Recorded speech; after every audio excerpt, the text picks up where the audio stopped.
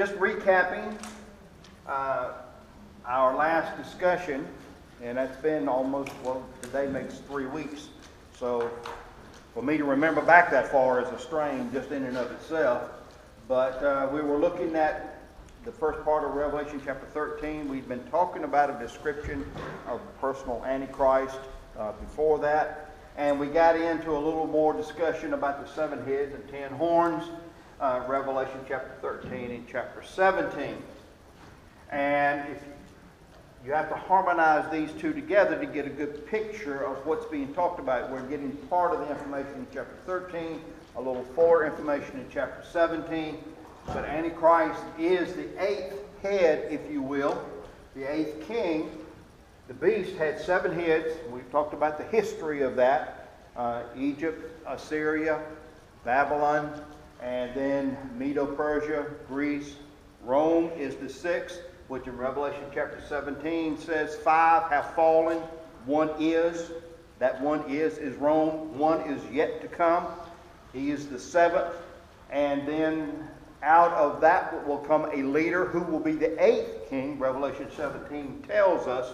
So Antichrist is the 8th head. How all of that transpires, we're not told. Perhaps the 7th empire or the 7th head, 7th confederation, ever what it ends up being called, becomes the staging, the platform out of which Antichrist really is able to assume a leadership position and becomes the 8th. So he's separate from the 7, but he's also the same with them in the sense that they are all against the Jews and against God's people through history. And he's also the 11th horn. If you look at Daniel chapter 7, he talks about an 11th horn. So you have 7 heads, 10 horns. Antichrist, even though he's related to it, is separate from it because he is his own individual. He becomes the 8th head and the 11th horn. So that just kind of recaps a little bit of our discussion without going into a whole lot. We did note that the possibility of restoration of the Roman Empire more likely is the restoration of the imperial form of government, the emperor worship. Antichrist will be worshipped as a leader, so that could be the restoration that is referred to, and or as it says that one of the heads seemed to have a fatal wound, but the fatal wound had been healed. That Antichrist, and this is the more popular, when I say more popular, the more common interpretation that is given in commentaries is that Antichrist will be assassinated or attempted to be assassinated and will be so injured as though to be fatally wounded and will have a miraculous recovery. How that miraculous recovery comes about, we're not told. That's another one of the secret things that God has. But the whole world, verse 3, was astonished and followed the beast. Ever how he uses the 7th kingdom to become his platform, to become the 8th head, whether it's just the restoration of emperor worship, or along with that, a personal attack and assassination of Antichrist, from which he comes back and he is recognized by the world as being, they were astonished. The world is astonished. They are amazed. And this is not just the religious world. This is the secular world. So they are astonished at what has happened. And men followed the beast and they worshiped the dragon. There's a recognition, verse 4, that there is a power, there is a force, there is an entity that is behind this national leader or this world leader. It's interesting that as much as science and technology and education tries to put away and push away the idea that there is any type of spiritual force, the world will recognize that there is some type of entity behind the beast who was helping him. Men worshiped the dragon because he had given authority to the beast. And they also worshiped the beast and asked, who is like the beast? Who can make war with him? So it is interesting that as much as science pushes the worship of spiritual things and the concept of God away, there's still going to be that recognition that there's some kind of force. Is this a Star Wars type force that the world uses to describe it? I don't know. But they will worship the entity that is behind Antichrist as well as worshiping Antichrist. Now, one of the things that kind of stands out about this is that, we wonder how can the world fall for all of this? Haven't we seen enough megalomania in our history that we would fall for this? But you think about it. The earth has been attacked. Mankind has been plagued, tortured. And in that type of condition where billions possibly of the earth population has been destroyed, that in that situation a person arises who has answers, who has the way through all of this, so that the world can continue to follow, as it says in chapter 9, I think it is, their immorality, their sin, their rebellion against God. He has answers for this. And with those answers, he is able to assume this position. And it's interesting to note that one of the lessons out of history is that given the right set of circumstances, people will vote their own doom.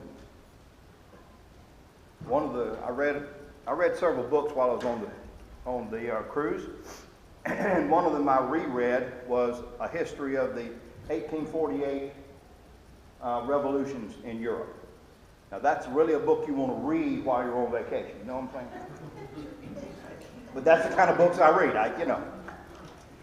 And it was interesting that in that revolution of 1848 and 49, that this was when the European countries really tried to throw off the shackles of the monarchies that were in Europe and really begin to establish republics, democracies. But one of the things that stood out of all of that in each one of the countries, whether it's Austria or Hungary or Italy or France, right on through Prussia at that time and Germany, was the fact that when situations of society became unstable, even those who were considered the very liberal, almost borderline communist, in order to promote stability and security and financial ability to exist, they sided with the very conservatives or the monarchists that they had begun fighting. And in that sense, all of the revolution that they had tried failed and fell back because the only way they could really attain the security and the prosperity they needed was to fall back in line with the leadership. They voted their own doom. So we see this in Germany after World War I. That's how Hitler attained power. They voted their own doom. And this is something that people have done again and again. And we'll see it once more in the ultimate sense, I guess, in the tribulation period with the world worshiping the beast, worshiping the dragon behind the beast, worshiping his scheme, his format, his emperor, if you will, worship. They'll fall right in line with it because of the situation of the world. So, interesting. Now, going back to this before we move forward, 10 horns are 10 kingdoms that will exist during the tribulation period. They may be nations, governments that are in existence now. We don't know. We're not told. The question often comes up, who makes up the 10? And people have tried by thinking about the European Union and other things like this to say these will end up making the 10. Possibly, but we just don't know. But the 10 horns are the same as the 10 toes of the book of Daniel. When you have Nebuchadnezzar's vision, you have the toes of clay and iron. The 10 horns are the same as the 10 toes. So these are 10 kingdoms that will be, or 10 nations, if you will, that will exist during the tribulation period, 3 of which Antichrist will depose in some form. Daniel tells us that 3 will be uprooted. And so we don't know who these are. We have a whole lot better idea who these are versus who this group will be. But 10 toes, 10 kings, 10 horns, they're all the same. And it's just as likely that the 10 horns might be made up of Muslim countries as well as European countries. Most commentators and people you hear talk about those final 10 kingdoms always talk about Europe. Always. But you have a huge empire or mass of humanity in the Muslim population. And if there's a temple in Jerusalem, they're probably not exactly liking that idea. And so there's a war that will take place. They are defeated. This, we believe, is the first stage of the battle of Gog and Magog, mentioned in Ezekiel chapter 38 and 39. So it's possible that at least some of these 10 horns, 10 nations, are made up of defeated Arab nations. Don't know, once again, don't know. Where's America in all of this? We have no idea. Where's the whole Western Hemisphere in this? It's not stated. Not alluded to. Although there are some people who have tried to, which I think, twist the scriptures to put America here, there, or yonder. We're not told. Could very well be that America no longer exists as the nation we know now.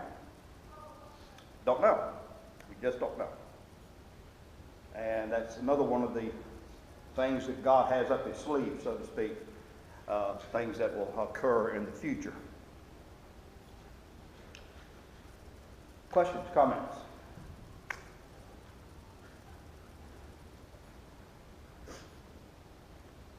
Okay, so let's pick up in verse 5. The beast was given a mouth to utter proud words and blasphemies, and to exercise, this is the New International Version, and to exercise his authority for 42 months. He opened his mouth to blaspheme God and to slander his name and his dwelling place and those who lived in heaven. He was given power to make war against the saints and to conquer them. And he was given authority over every tribe, people, language, and nation. All inhabitants of the earth will worship the beast, all whose names have not been written in the book of life belonging to the Lamb that was slain from the creation of the world. So these verses 5 through 8, are an extension of what Daniel describes in chapter 7, verse 25 of his book. It's not exactly, but it's close to a quote of the same words. The beast is given a mouth to blaspheme, and he's allotted 3.5 years, 42 months, 1,260 days, time, times, and half a time. All of those phrases refer to that same period of time, to carry out his intentions, which are to make war against the saints and overcome them. And so this brings us to an interesting point.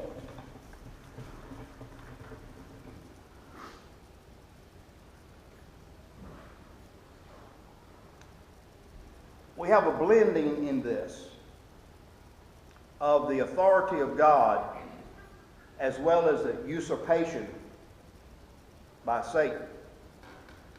We're plainly told in verse 2 of chapter 13 that the dragon gave the beast his power and his throne and great authority.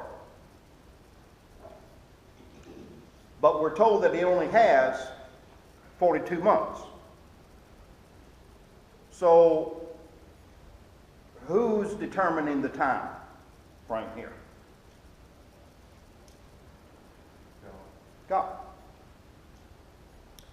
So even in Satan's greatest point of deception and cruelty, God is still ultimately in control. Now we have a description in chapter 13 of just the magnitude. We're just given a glimpse into the magnitude of evil that will be crafted and unleashed in the world. But even in the midst of all this, God is still ultimately in control. In one sense, God is the ultimate giver of these elements to the beast because he's even controlling the time frame. But the dragon and the beast choose to use the forces that they have for evil. So it comes up to the question of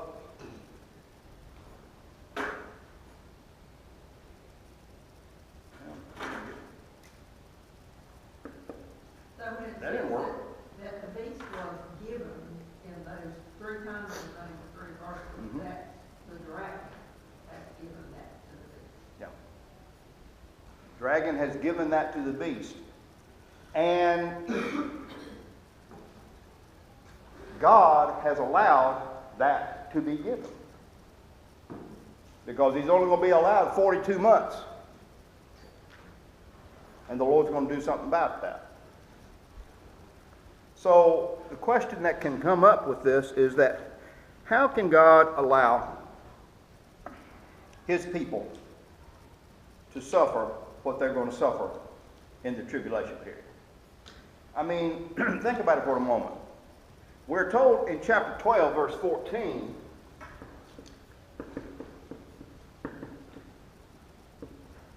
that the Jewish nation, if you will, or people, are going to be protected. Now, remember, these are still unbelieving Jews. So they're going to be protected. But now we're told in verse 7 that the beast is given power to make war against the saints and to conquer them. How is it that God can allow unbelieving Jewish people to be protected and at the same time the saints are conquered? Because the Jewish people are lost. And they're lost. Yeah. The saints are, they're going to be eternity with God, so. But don't you think that the picture of Job is a microcosm of exactly this thing? Only it's on one man versus world or nation. Mm-hmm. Job trusted God. Jewish people aren't. Yeah. Yeah, but those saved. But the saints are trusting God. Yeah. So how do we reconcile the fact that God is protecting the Jewish people? Remember the given wings? He's making promises to them. Yeah, that's what the chosen people. Even if they're not believing that he has come, that he's coming back. And we are not the chosen people.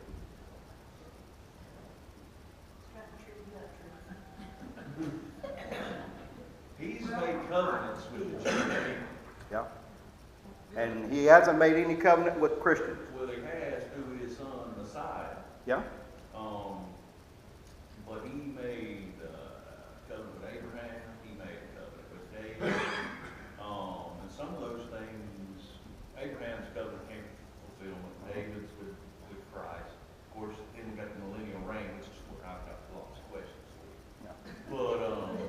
It might take me 1,000 years to answer. Yeah.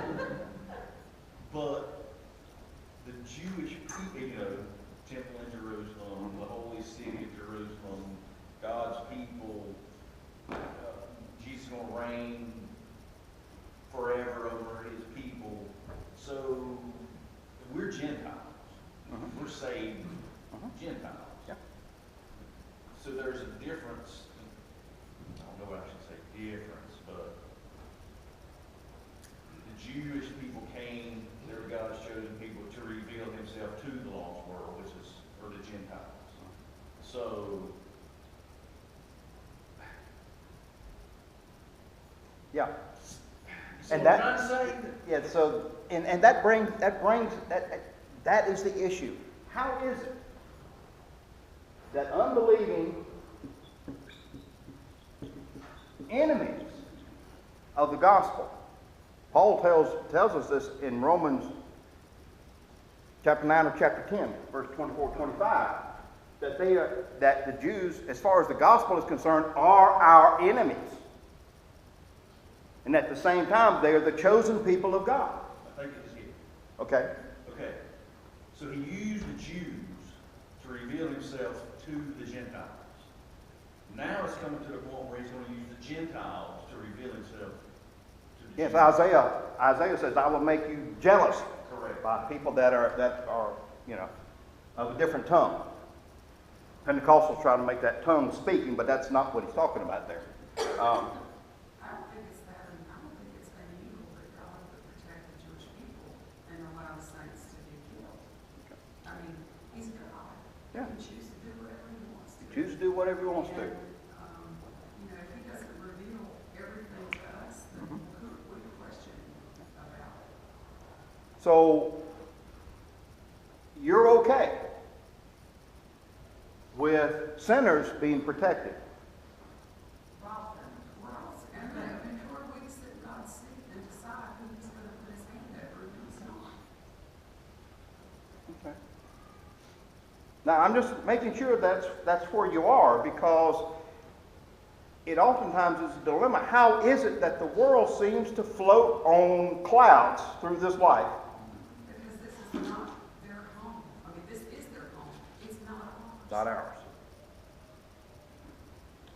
And at the same time, you know, and the reason I'm pressing this is because you encounter questions like this. Well, if God is so great and wonderful, why didn't he do something about, the hurricane on the coast? And why didn't he do this when Katrina happened? Why didn't he stop 9/11? Why didn't? Well, why did he let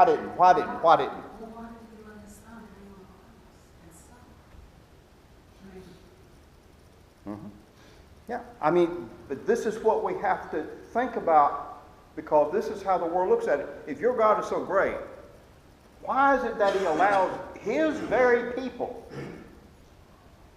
to suffer like they're going to suffer? You read chapter 13. If you are a believer in the tribulation period, it ain't going to be fun. How is it that God can allow this to happen? Well, even if you look at our first century church and the persecution that they went under Nero and the Romans, hey, if you were a believer, it wasn't fun. You No. were burned to a crisp. Yeah. So, but God used that to disperse the people so that his church dispersed all over Europe and all over the world. I mean, he used persecution to help spread the gospel. Yeah. And it took persecution to do it, because the apostles never left Jerusalem. Remember, Jesus told them, Acts 1, Jerusalem, Judea, Samaria, and the uttermost parts of the earth. They were still all in Jerusalem until the persecution happened that drove them out. So even the original apostles and believers weren't fulfilling the Great Commission. I often think about stuff like this when I hear people say, we need to be a New Testament church again.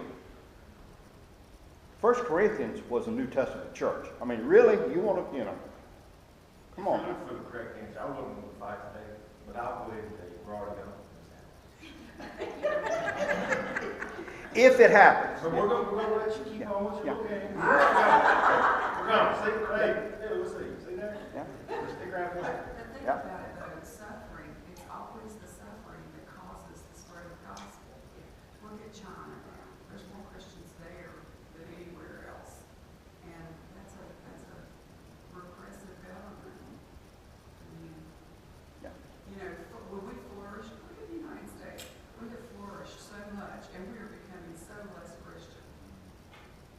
We are determinedly pagan in our nation. You know, we just haven't admitted it yet, but we are, except in some areas. This doesn't support us. And it's interesting, you know, to think about this, that we do have another example here of the work of God that guarantees the salvation of one who believes in Jesus, but at the same time acknowledges that they may have to go through much tribulation that is brought upon the world. Jesus said it himself. In this world you shall have tribulation, but be of good cheer. I have overcome the world. But he didn't say, I'm going to exempt you from hurting. You know, sometimes the trials that believers face along with the world are parallel. They are here. Believers are going to be facing the same thing that the lost people are going to be facing, but there's two different ends in view. Lost people are facing it as punishment, if you will. Deceived to be damned. Believers are facing it as trials that will help glorify the Lord as well as help them to be honored in the rewards that God shares with his people in heaven. He's refining the saints. He's refining the saints. So it's, you know, it's this balance. And this sometimes we often forget about. You know, if you believe in Jesus Christ, everything's going to be nice and rosy. You believe in Jesus Christ, everything will be nice and rosy when you die and go to heaven. But it may not be rosy until that time. When Jesus said, deny yourself, take up the cross, and follow me, that wasn't just, you know, a nice phrase to put on a plaque somewhere on your wall. It's something that will require you're going through something to serve him.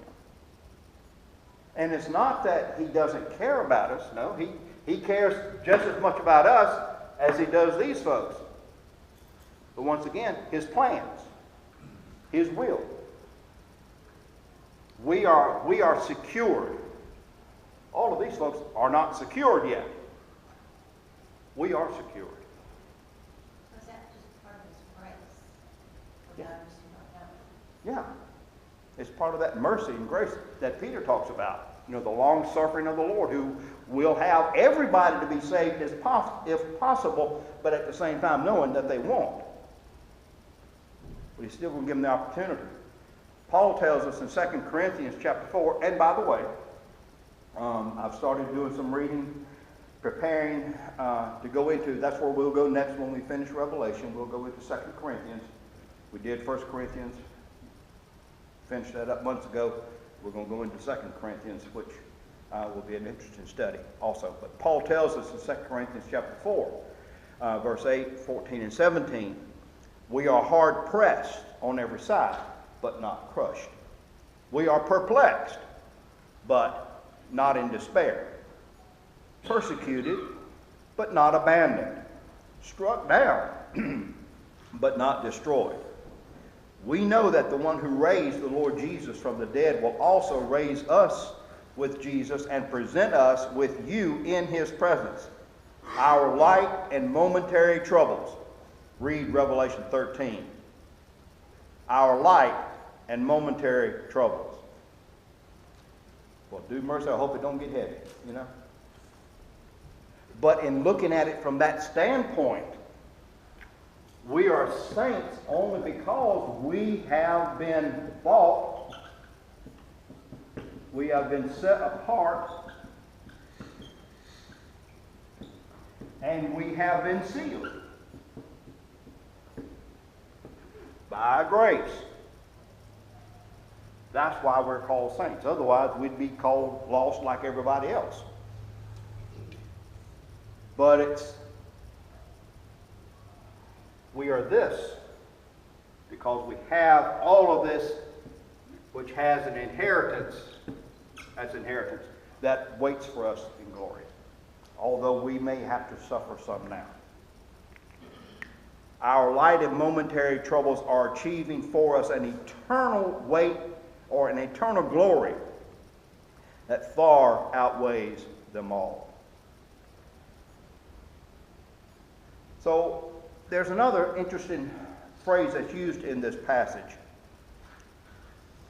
John writes, and he is told that all inhabitants of the earth, verse 8, will worship the beast, all whose names have not been written in the book of life belonging to the Lamb that was slain from the creation of the world. Does that statement imply that there may be some who will become saved that will not worship the beast? In other words, could there be people lost at the time but known to Jesus that will believe? What do you think? Say again? Well, there are people, when the rapture occurs, there will be people that are lost that will be saved during the tribulation. Mhm. Yeah, it's very clear in Revelation that there will be people that will be saved during the tribulation period. Ask your question again. I didn't know. Does this phrase, that everyone whose names have not been written in the Lamb's book of life, does this imply that there could be people lost at the time, Oh, okay. but known to Jesus that they will believe and they will not worship the beast? Yeah, Absolutely. Yeah. Okay. Yeah, I think it's an interesting phrase here,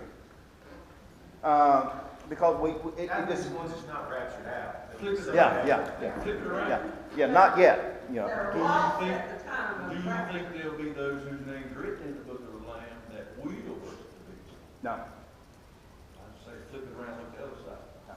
So, I mean, I'm just saying, I'm human, and if this persecution comes and you can't buy and sell without the card or whatever, and you're living it, I mean, it'd be pretty easy to cave in and go, Yeah. well, it's just, I gotta provide for my family, and I gotta, or are you gonna have enough gumption to say, no, I'm not gonna do it, and you know good well that you might have your head cut off? I mean, I'm just saying. Or worse, watch our family Yeah. starve. It's kind of like, right, if y'all watched any of the TV this week, I watched just a little bit of it, when they was interviewing whatever his name was, and I'm like, and I'm sitting there thinking, I'm saved and I'm listening to it, and I'm watching the work, dude, it's not saved. And they're hearing totally separate from what I'm hearing. And I'm like, he should be put in. No, did you not hear? I said, yeah, I heard he should be put in. And they don't hear the same thing. Yeah. Yeah, And it's Jesus a Christ, good you hear the illustration, truth. yeah. They don't hear the truth. Yeah. But it's just like sin. Christians go to sin. But I think, and the reason I say that if your name is written in the Lamb's book of life, you will not. Well, it said worship. Yeah. I got it. And you worship the beast. By that worship, you accept his mark. We're going to talk about that. Yeah. So, but chapter 14 says if you accept the mark, it is proof of your damnation. There ain't no recovery from the mark. So that's why I say that if your name is written in the Lamb's book of life, no, you will not. As a believer, the only way we can do this, it's not by our own gumption. Because when you see the situation of family, friends, suffering, as we've talked about, saints conquered, how do you do that? Well, God ain't going to take care of me, but I'm going to take care of my family. I'll accept this mark. See the tension that comes up with that. He's protecting these Jewish people, but he don't care about me. I believe it, and he don't care about me. Well, yeah, I'll take it. Think there'll be those that are forced to take the mark, total power to take the mark. I think the force will be by deception. I think. You don't think anybody physically held and No. put on, No, even children of unbelief. don't think so. Because I think and I say think so because it doesn't say clearly, but the I would say it's implication. not receiving the mark. Yeah, the implication is that by this mark, you allow the control of the beast to take over you. I think this is more than just, So yeah, it's more spiritual than it is Yeah, I think there's a spiritual allegiance that is involved in the acceptance of the mark. Now, Sort of like receiving the Holy Spirit through accepting Christ. yeah, that would be a good analogy of that. This mark, just like the mark of chapter 7 on the 144,000, was the mark of the sealing by God. The mark of the beast in Revelation 13, or the mark offered by the false prophet to worship the beast during the tribulation period, is going to be a sign of allegiance and surrender and submission to Antichrist. And I think he will want your voluntary surrender. He's going to want that. Than a physical act, like somebody putting 666, or you letting somebody do that to you. You're saying it's a mental, spiritual, it's a spiritual thing. Because I think when you read it, you think of somebody putting something inside. Oh, I think there will be a physical. It's gonna be both. But it's not just, but you're talking about it's not just them doing Right. it, it's your acceptance of Yes. them doing it. So like if they held my arm and said, we've got to do this, that's not the same thing. It doesn't count because it's not me letting me give in myself That's a spiritually. question would be, do you receive all the things that come along with that? Well, Like, if you're gonna feed yourself by this mark, Mhm. you know what I'm saying? Are Yeah. you doing it? I think that's where the pressure, when you say force, I think that's where the pressure comes in. Just like Nebuchadnezzar said to the three Hebrew boys in Daniel 3. He said, now when you hear the music, you bow down, or else I'm going to smoke you like toast over here in the furnace. And Shadrach, Meshach, and Abednego said, our God is able. But if he don't,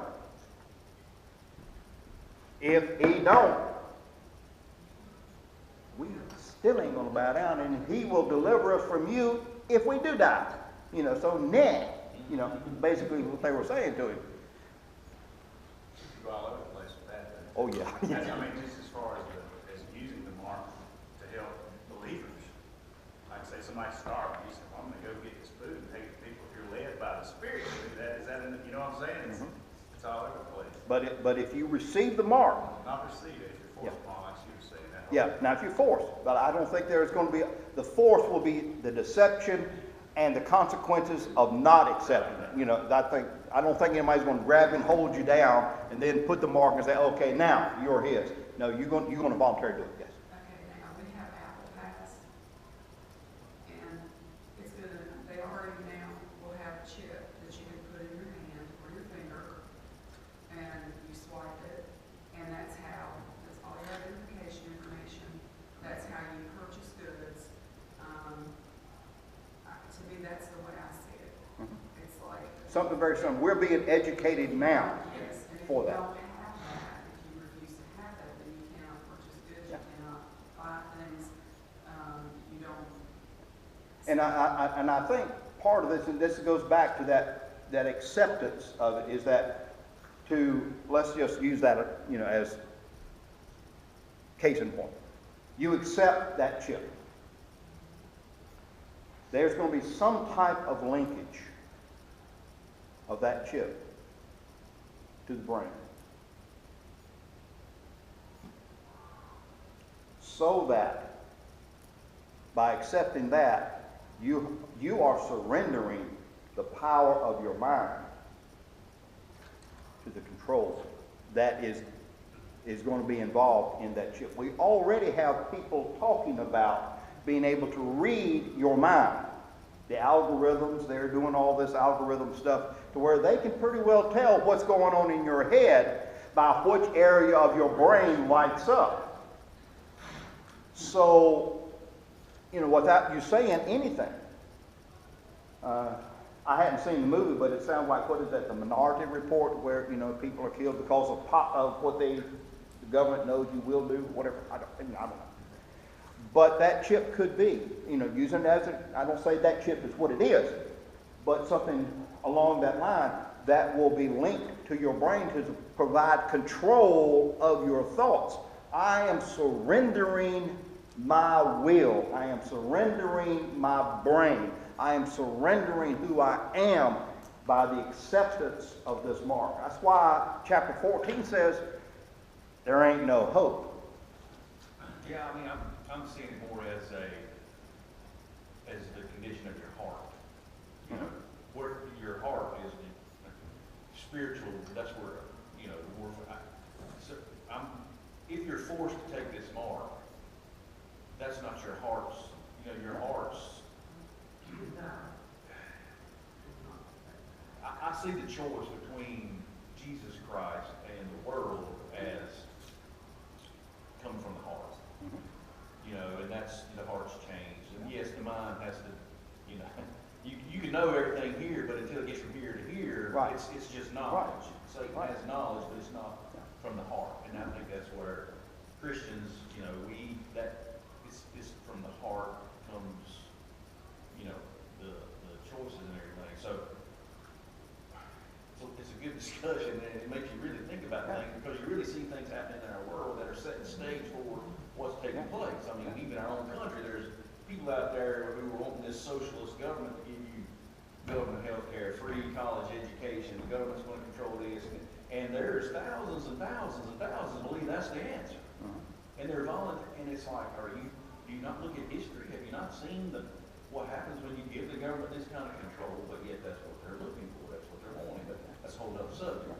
So what I'm thinking is, and what I'm hearing is, God knows the heart. He knows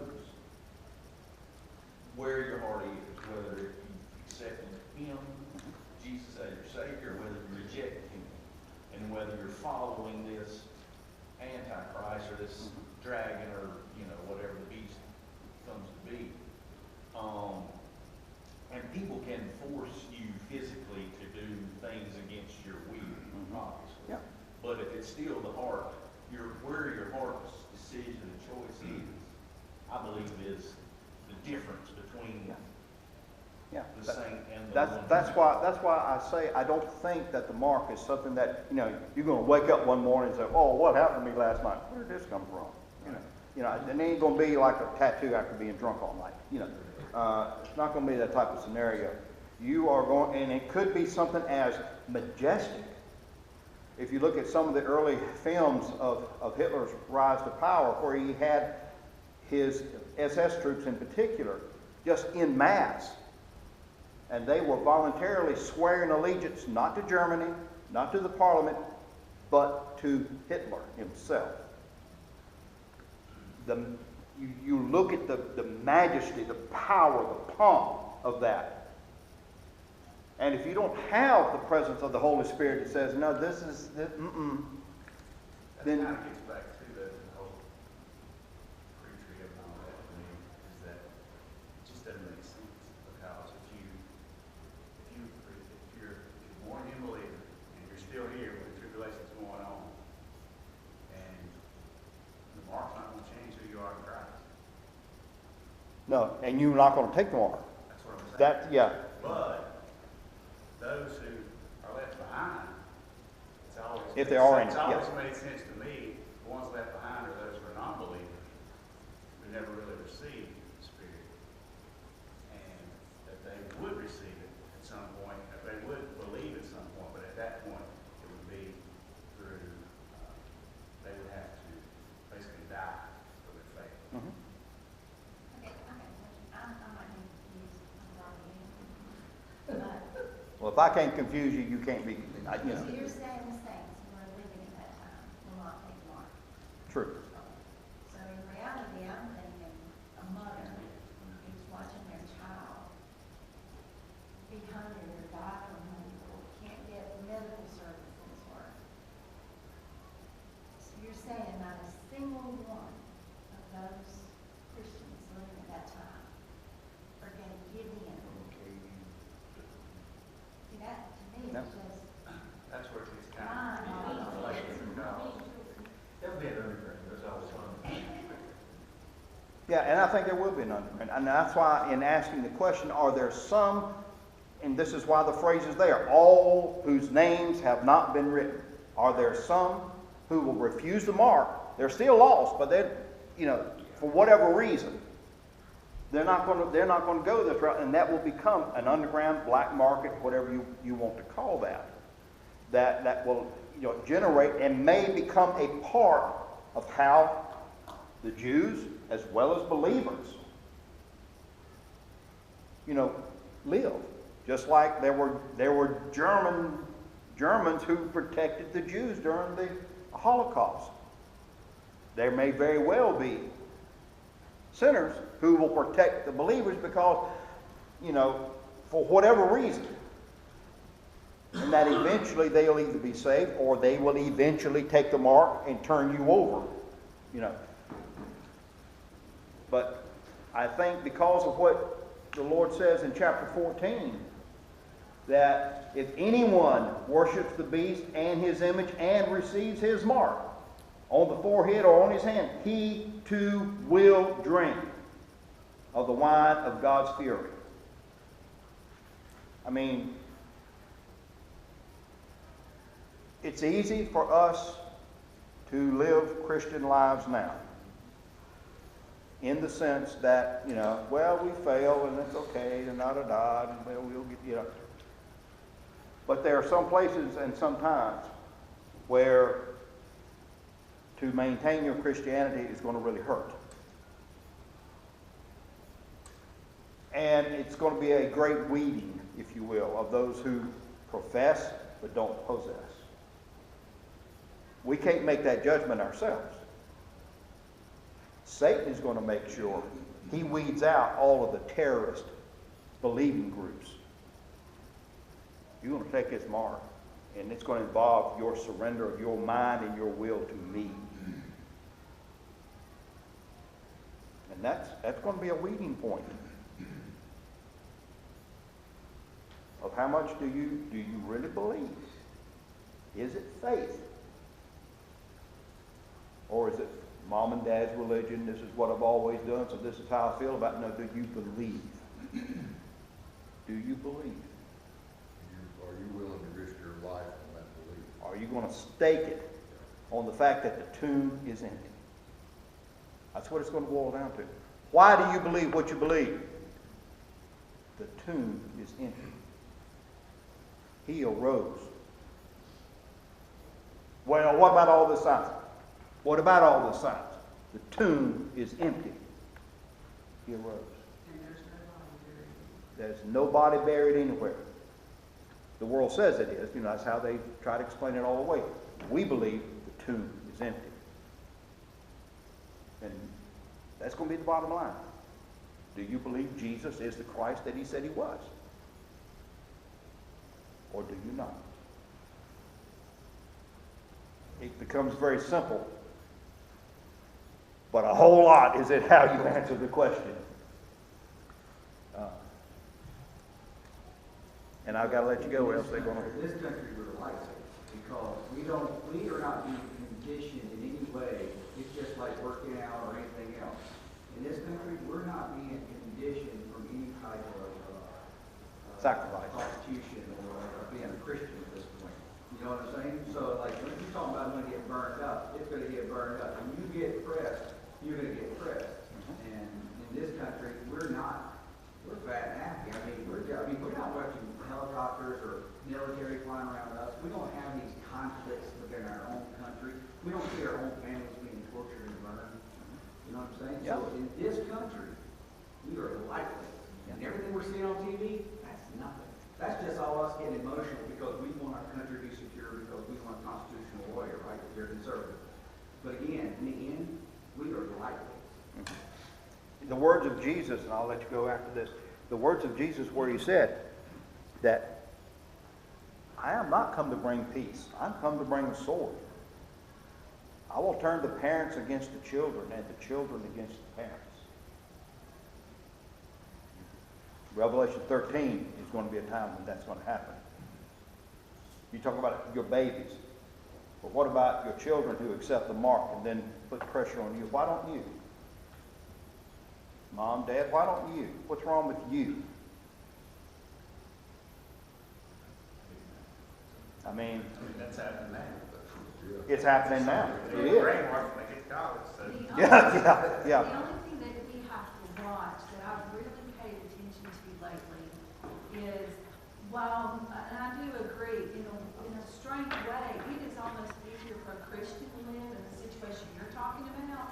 And not that I wish that where there's stuff going on that forces you to be a Christian, because I will tell you, I think we have the devil's working in a much greater way, is our relationship and especially my kids' relationship with technology and Facebook and what we're buying into, and that the truth doesn't matter anymore. And so in a weird way, the devil's smart. We have a way worse enemy than a helicopter bomb. We're having an angel of light to deal with. As Paul said, talks about Lucifer being an angel of light.